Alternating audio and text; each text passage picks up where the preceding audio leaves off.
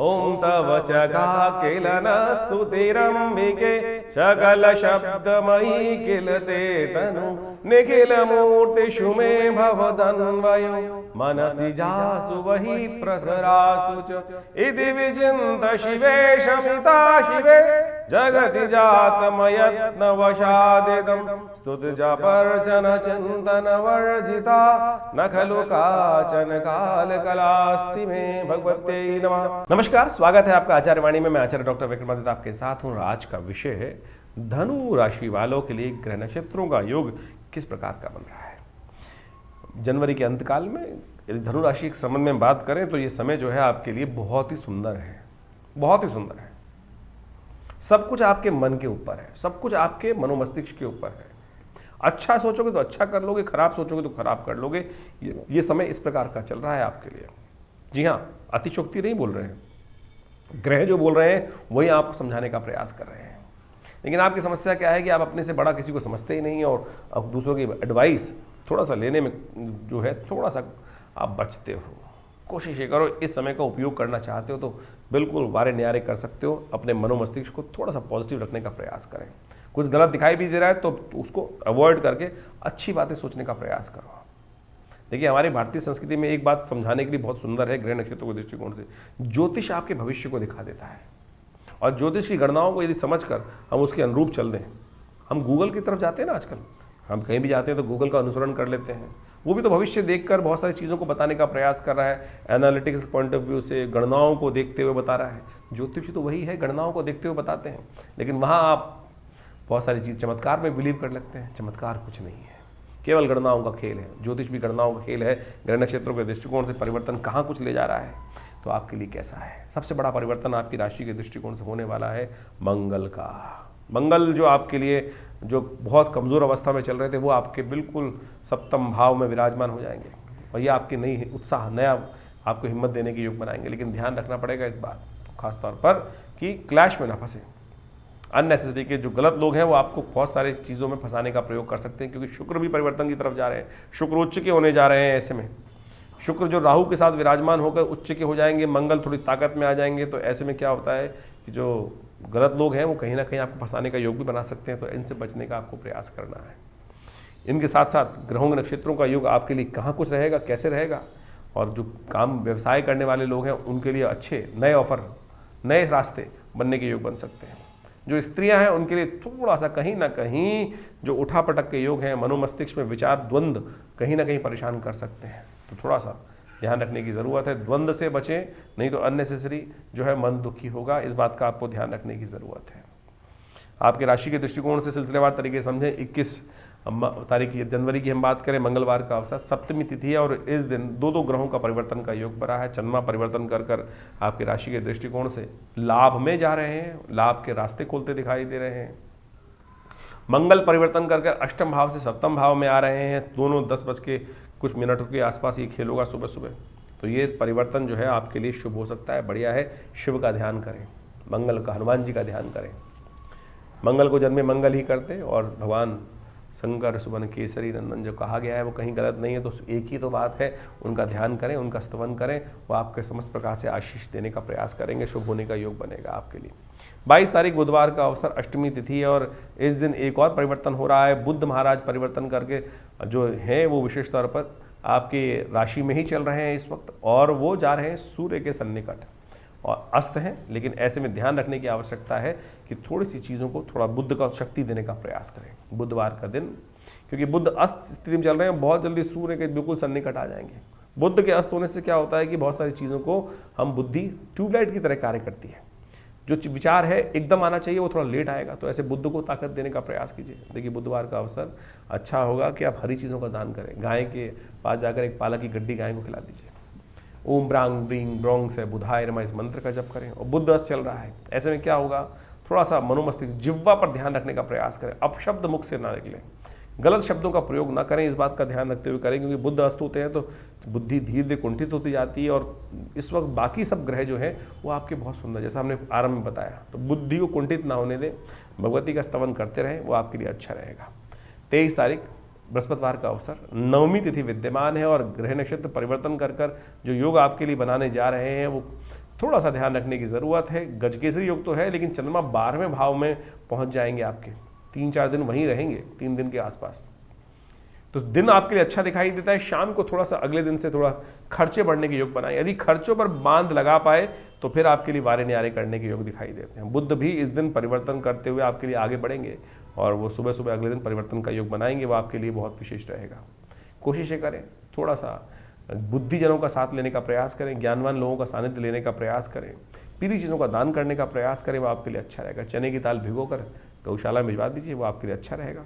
24 तारीख शुक्रवार का अवसर, दशमी तिथि है और इस दिन भद्रा रहेगी। ध्यान रखिएगा, नए कार्यों को आरंभ करने से बचना चाहिए। सूर्योदय से पहले ही भद्रा का योग दिखाई देता है और जो शाम तक विराजमान रहेगा, 7:30 बजे तक भद्रा रहेगी, तो नए कार्यों को आरंभ करने से बचना चाहिए। बुध इस दिन परिवर्तन कर रहे हैं और बुध आपकी राशि से निकलकर द्वितीय भाव में जा रहे हैं। सूर्य के साथ बुध आदित्य योग बनेगा, लेकिन बुध अस्त होने की वजह से थोड़े कमजोर है इन दिनों। जैसा हमने आपको कुछ देर पहले भी बताया था, बुध की कमजोर स्थिति है, उसको ठीक करने के लिए उपाय आपको चाहिए। कन्या पूजन सबसे श्रेष्ठ है आपके लिए।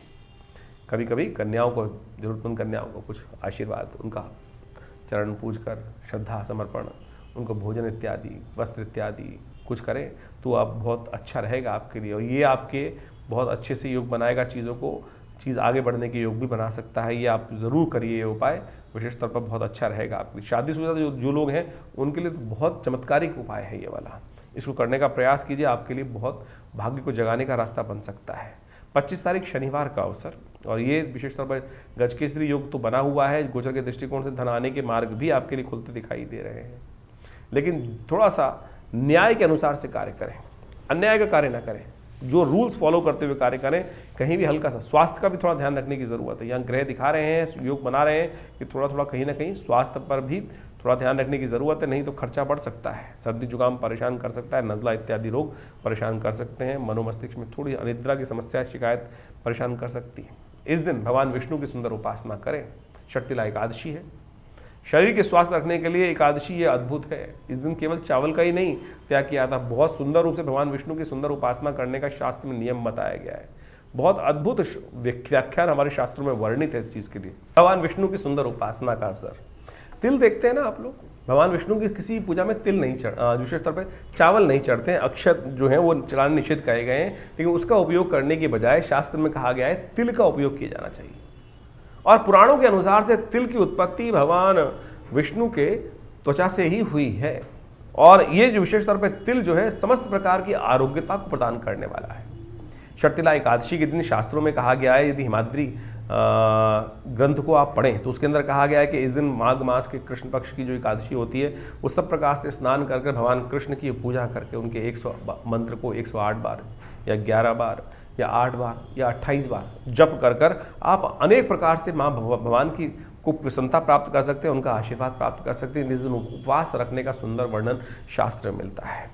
कहा जाता है कि इस दिन भगवान विष्णु का जो पुरुष सूक्त के द्वारा पाठ करते हैं, ओम सहस्रशीरेखा पूर्वका सहस्राक्ष सहस्रपात सभोमि ग्वं सर्वतुत्पित्वात्र तिष्ठतु सांगुलम मा पूर्वकाय वेद ग्वं सर्वं यद्भूतं यच भाव्यं मा उतामृतत्वशेषानो जदन्नेनातिरोहति। इस प्रकार से पुरुष सूक्त के जो सुंदर पाठ को श्रवण कर कर भगवान का षोडशोपचार जो पूजन करें, तिल का द्वारा भगवान का स्नान कराएं। तिल के ही 6 प्रकार के प्रयोग शास्त्र में वर्णित हैं। छठ तिला एकादशी, ये तिल के जो 6 प्रकार के प्रयोग शास्त्र में वर्णित हैं, यानी तिल के द्वारा जल से स्नान करना, पिसे हुए तिल का उपटन भी लगाना, तिल के द्वारा हवन करना, तिल के द्वारा ही तिल मिला हुआ जल जो होता है वो पानी उसका सेवन करना, तिल का दान करना, और विशेष तौर पे तिल के बने हुए मेवे जो मिठाई इत्यादि हैं उनका प्रसाद, उनका भोग भगवान को लगाना, प्रसाद स्वयं ग्रहण करना। देखिए तिल जो अपने आप में जो है, हमने जैसा कहा कि भगवान विष्णु के शरीर से उत्पन्न हुआ है, उनके त्वचा से उत्पन्न हुआ है, और इम्यूनिटी को बूस्ट करने भगवान विष्णु जो है वो पालक हैं। और हमारे यहाँ शास्त्र के अनुसार से कहा जाता है कि तिल के अंदर इतने औषधीय गुण संयुक्त हैं कि वो चाहे आपकी कैल्शियम की डेफिशिएंसी हो, चाहे वो आपके शरीर के अंदर हड्डियों की बहुत सारी जो कमजोरी आ गई हो, चाहे वो वायु विकार बढ़ गया हो, चाहे वो पेट की एसिडिटी हो गई हो, चाहे वो रक्त विकार हो आपके लिए। बहुत सारी लेडीज़ के अंदर जब आप देखें हीमोग्लोबिन कम हो जाता है, ऐसे में तिल का उपयोग यदि इसमें किया जाए तो वो आपकी इम्यूनिटी को जबरदस्त तरीके से, हीमोग्लोबिन लेवल को अद्भुत रूप से ठीक कर देता है।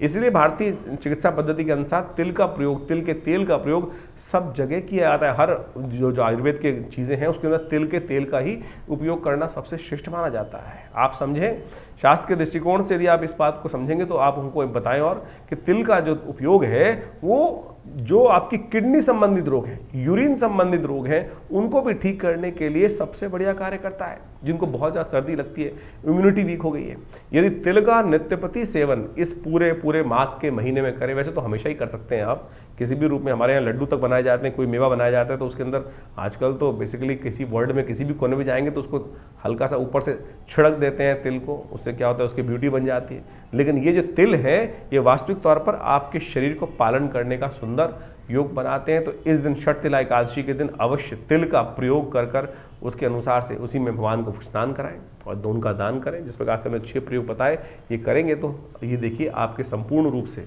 क्या शारीरिक, क्या मानसिक, क्या आदि भौतिक, यानी हर प्रकार का लाभ प्राप्त करने के योग बन सकते हैं। तो इस तिल का उपयोग अवश्य करेंगे तो बहुत अच्छा रहेगा। तो इस प्रकार से ज्योतिष के शास्त्र, बहुत सारे लोगों का भ्रांति हो जाती है। हम लोग जब बताते हैं बहुत सारी चीज़ें तो इनका ज्योतिष से क्या मतलब, अरे भारत पंचांग, पुराण इत्यादि सब ज्योतिष के दृष्टिकोण से ही है।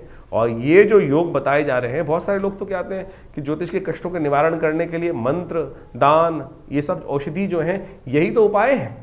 और हम फंस जाते हैं कई प्रकार से कुछ बेकार की चीज़ों में खर्चा करने के लिए, चाहे तो नग पहनने के चक्कर में या कुछ और करने के लिए।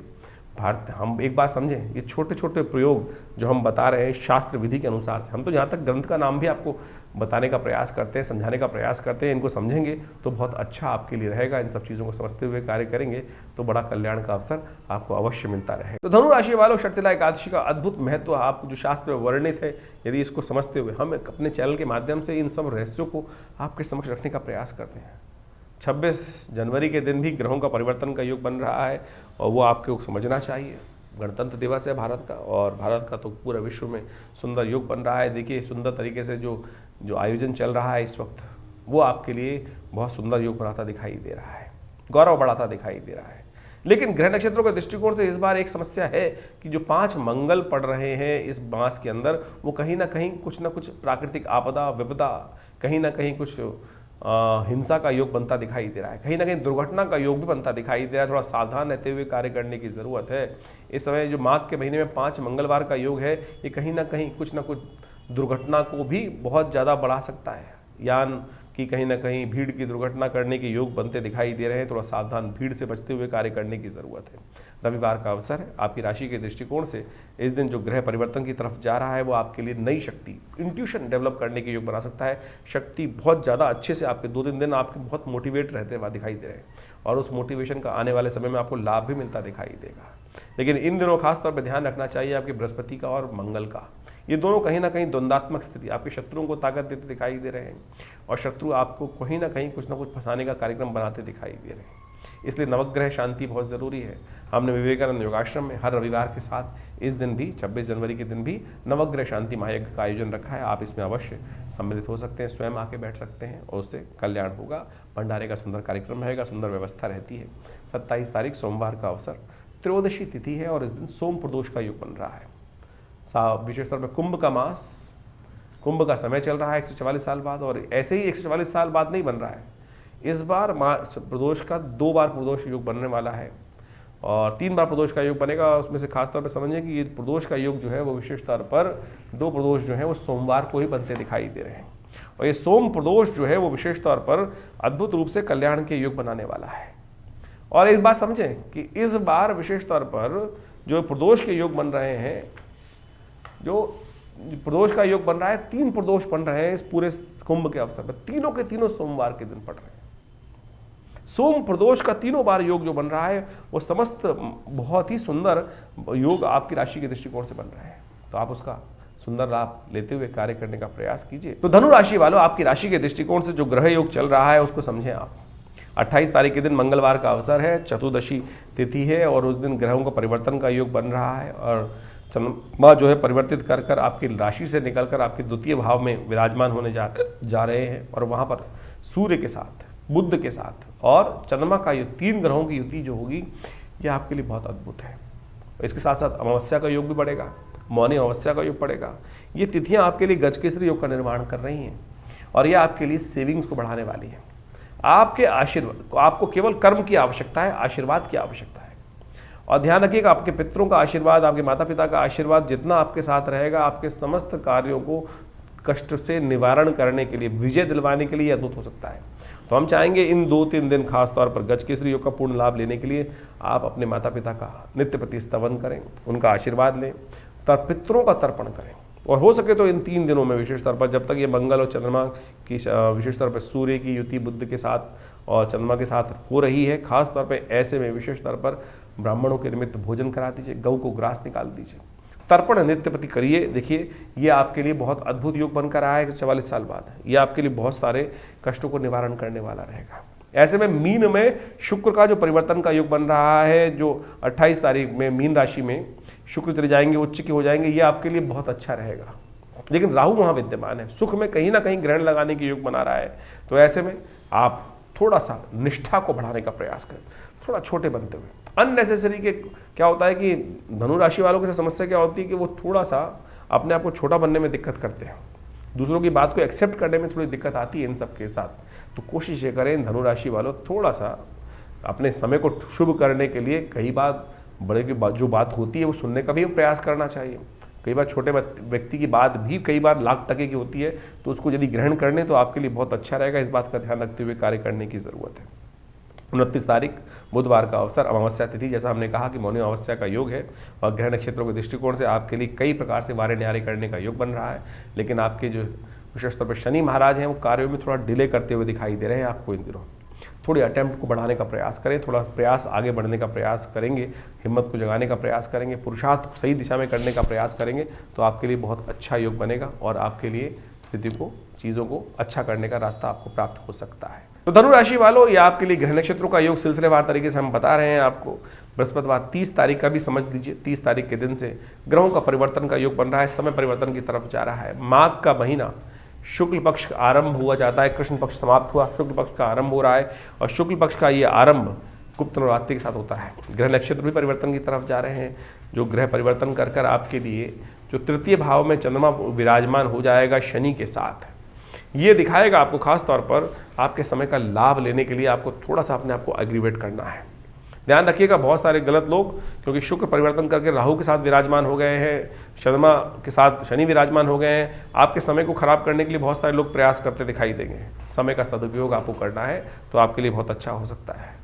थोड़ा सा अपने आप को शांत रखते हुए कार्य कीजिए। स्वास्थ्य का ध्यान रखना लगातार बहुत ज़रूरी है, क्योंकि बृहस्पति इस दिनों वक्री होकर जहाँ बैठे हैं बहुत जल्दी मार्गी होंगे, लेकिन जब तक वक्री हैं तो कहीं ना कहीं थोड़ा सा आपके लिए कुछ ना कुछ थोड़ा नुकसान देने के योग बना सकते हैं। ऐसे में आवश्यकता है इस समय का लाभ लें। माघ मास के प्रतिपदा से गुप्त नवरात्रि आरंभ होती है।